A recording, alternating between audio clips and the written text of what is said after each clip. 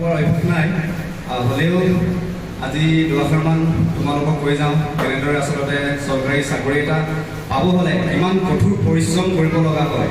আৰু তাৰ আগতে মই আমাৰ ছাৰসকলক বহুত বেছি ধন্যবাদ দিব বিচাৰিছোঁ যাৰ বাবে মই আজি এই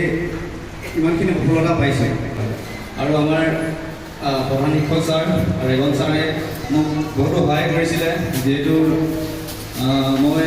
ৰিটেনৰ সময়ত ছাৰে অনলাইনৰ যোগেদি মোক ইংলিছৰ ক্লাছ দুটামান কৰি দিছিলে আৰু আমাৰ দিগন্ত ছাৰৰ সময় নাই যদিও ছাৰে মোক ধেমাজি কৰ্চিঙৰ কাৰণে যোগাযোগ কৰি দিছিলে গতিকে ছাৰসকলক বহুত বেছি ধন্যবাদ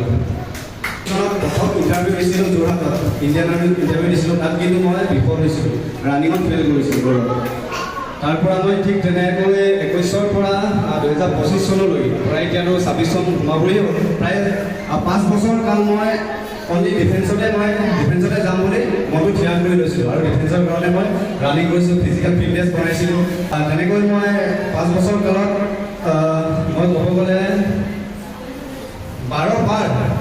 বাৰ বিফল হৈছোঁ 12 বাৰ ইণ্টাৰভিউ দিছিলোঁ 12 বাৰেই বিফল হৈছোঁ আৰু